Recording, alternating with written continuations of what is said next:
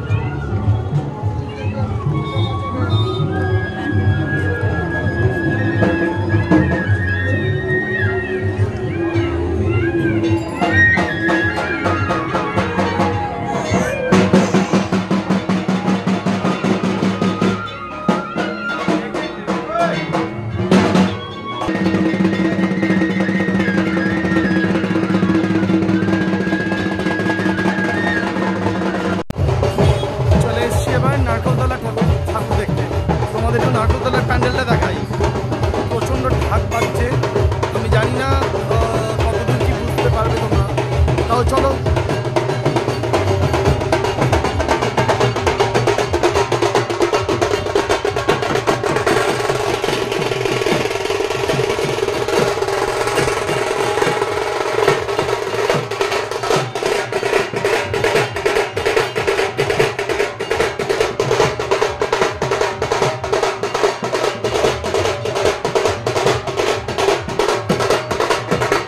চলে এসেছি চন্দননগর বেলতলায়।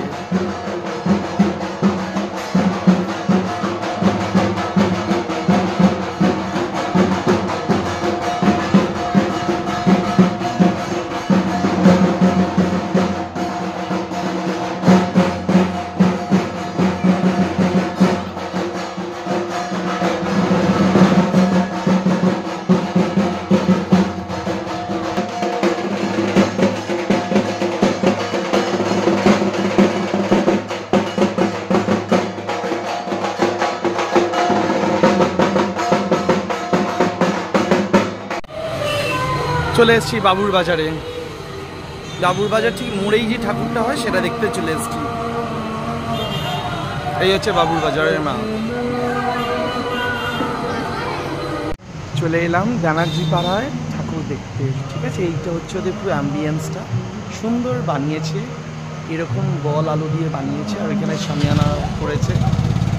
তো চলে এলাম ব্যানার্জি পাড়ায়, যেটাকে অনেকেই বলে ঘটকপাড়া। ব্যানার্জি পাড়া ইন দি সেন্স লোকে বলে ঘটকপাড়া। তো এই হচ্ছে ওদের প্যান্ডেলটা, আমাকে দেখাই। ওদের নিজস্ব মন্দির, যদিও বা মন্দিরের মধ্যেই ওদের প্যান্ডেল। দেখো ঠিকই গণপতি বাপ্পা মরিয়া। চলো তোমাদের ঠাকুরটা দেখাই।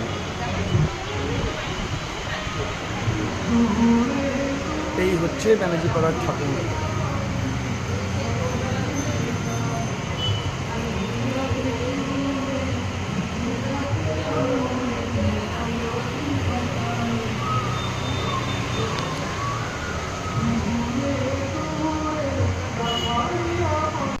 ফাইনালি চলে এসেছি মেরি মাঠে ঠাকুর দেখতে। এই হচ্ছে তার প্যান্ডেল। ঘাটে ঘাটে খেয়ার তরি এমনি এমনি সেদিন উঠবে ভরি চড়বে গরু।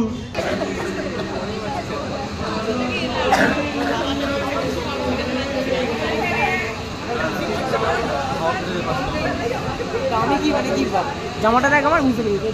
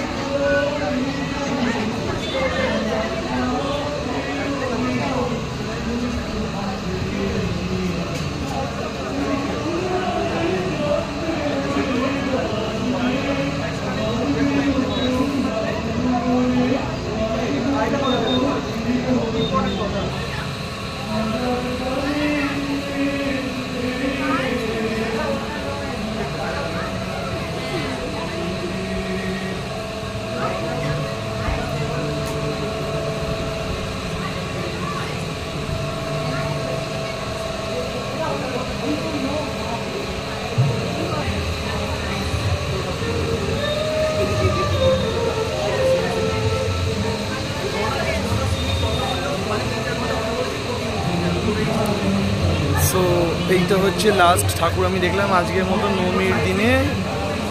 তোমাদের কেমন লাগলো পুরো প্যান্ডেল হপিং, পুরো ব্লগ আমাকে অতি অবশ্যই জানিও, কমেন্ট করো। আমি ভিডিওটা দেখে আমাকে কমেন্ট করো কেমন লাগলো। টিল দেন, মহা অষ্টমী এখানেই আমি আজকে শেষ করছি। Tata bye.